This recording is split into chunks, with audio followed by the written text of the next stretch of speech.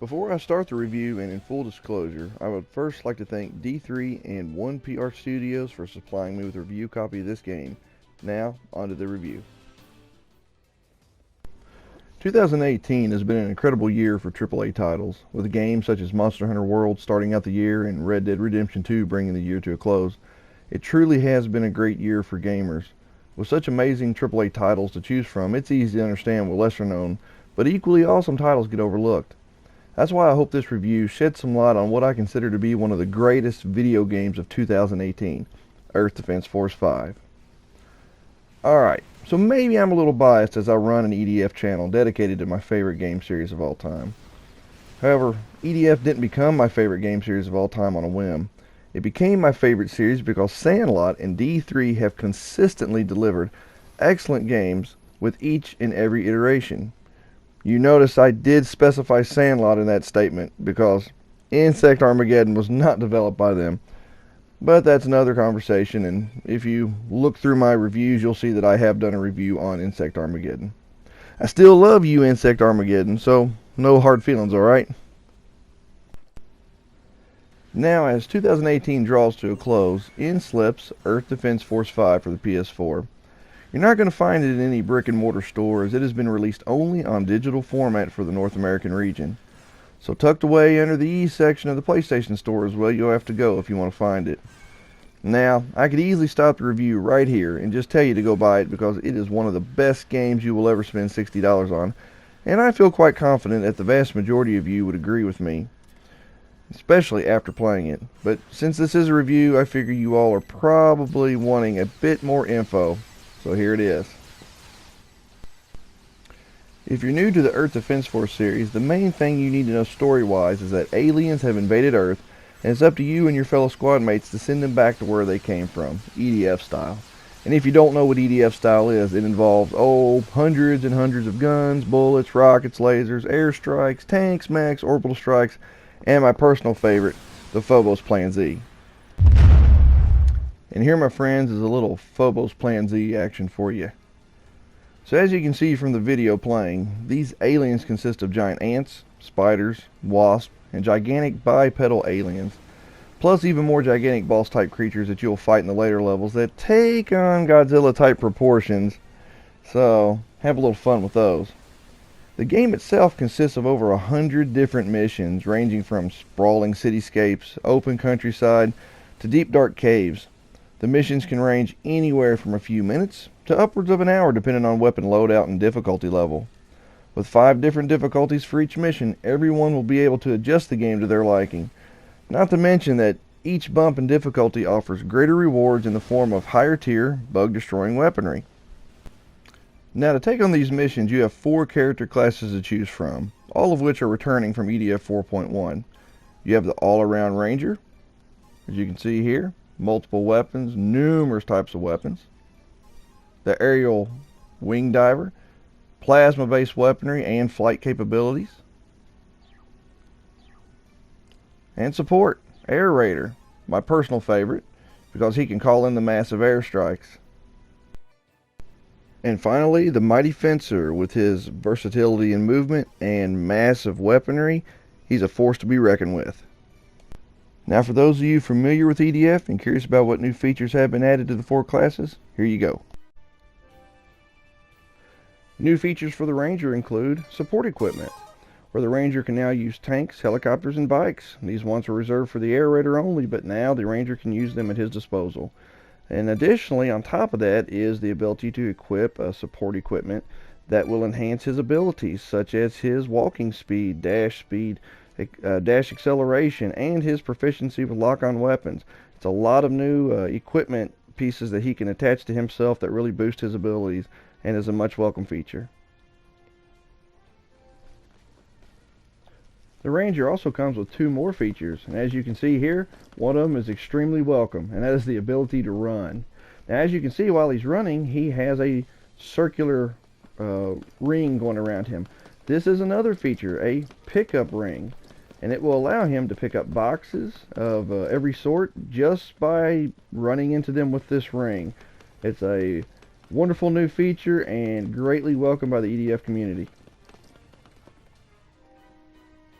The Wing Diver herself also comes with new features, such as her plasma core, which when equipped boosts her maximum energy, her charge speed, her emergency charge, flight consumption, boost consumption, as well as other things such as her boost speed and her weapon charge speed. Each one of these cores will do different things and boost the most wonderful part of it is it will boost her maximum energy output. So you'll be able to equip some of those more powerful energy draining weapons. So this is a very cool feature that's been added to her that really allows you to strategize a bit more than you could before.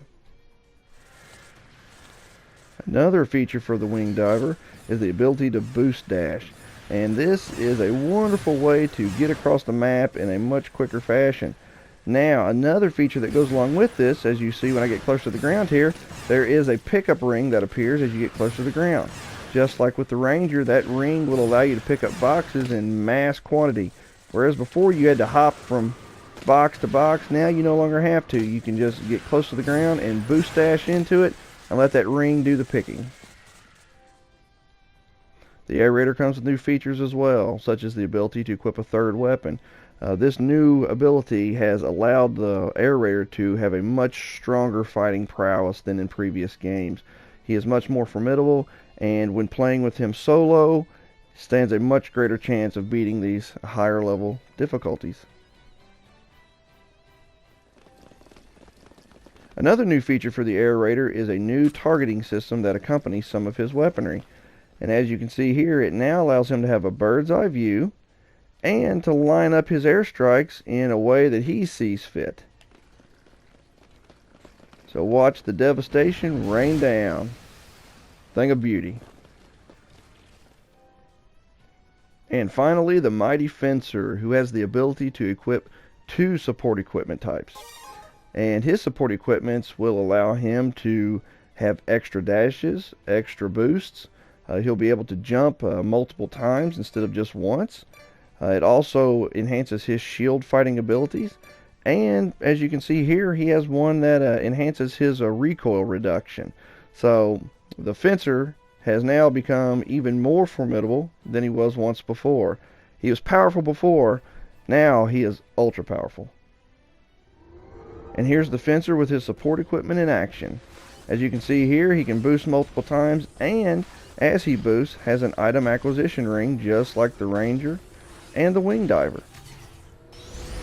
And with the right support equipment, he can boost in the air multiple times. So the Fencer is even more powerful than before.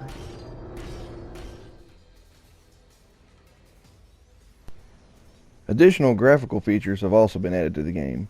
Now when you shoot an enemy, you will be treated to an over-the-top visible damage display on the enemy that not only is a visual treat to the eyes, but also serves as a means to judge just how close to death an enemy is. The more visible damage you see, the easier it is for you to decide who to pick off first. It adds a layer of strategy to each battle. There is also cosmetic damage that will appear on buildings and other structures when impacted with rockets or plasma shots. This adds greatly to the visual appeal of each battle, makes them a bit more dynamic. Now before I close out this section of the review, I want to leave you with one question. Next time you're exploding spiders or eviscerating giant frogmen, tell me this. Doesn't it make you just a little bit hungry for a peanut butter and jelly sandwich? You're lying if you say it doesn't. Another thing that EDF is known for is its hilarious B-rank banner. And just like in previous games, it's just as ridiculous, over the top, and goofballish as always. We have even been granted a new EDF fight song that will take a little getting used to, but the more I play the game, the more it grows on me. However, nothing will ever top the 2025 4.1 fight song. Us EDF soldiers have committed it to memory at this point, and there's no forgetting it. So, with hundreds of offensive and defensive weaponry to use, 4 character classes to choose from, grotesque aliens to destroy in numerous satisfying ways, over 100 levels to explore, and excellent rewards for completing the different difficulties, all these together add up to massive fun and replayability. You can sink hundreds of hours into an EDF game and still not have seen everything or unlocked everything. You can also sink 10 minutes into a short mission and still walk away satisfied because the gameplay is just that enjoyable. It's one of those games with tons and tons of content, but has gameplay and controls that are accessible to all gamers. You can walk away from it for long periods of time and then come back to it and not feel overwhelmed by the controls or gameplay. There is simplicity in its design, but depth and reward enough to keep you coming back long after the credits roll. If there was a category of game simply titled fun, this game and its entire series as a whole would be at the top of the list in my opinion.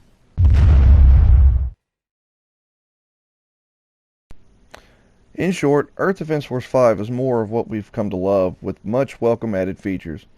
It may not have the graphical prowess and notoriety of Red Dead Redemption 2 or other big AAA titles, but it doesn't need to. It delivers exactly what it set out to do, and that is bucket loads of fun and a beautiful purple and green smear across the landscape. Sandlot knows who they made the game for, and we are thankful that after all these years and numerous titles, they continue to deliver on exactly what made the series great in the first place. Simplicity, depth, and insane amounts of explosive, bug blasting, mech stomping, building leveling, weapon collecting replayability. So if you're in the mood for an over-the-top, mayhem-inducing action game, then check out EDF 5. I highly doubt you will walk away disappointed. So as always guys, this is Nova Joe. Take care, God bless, and keep on gaming. Long live the EDF.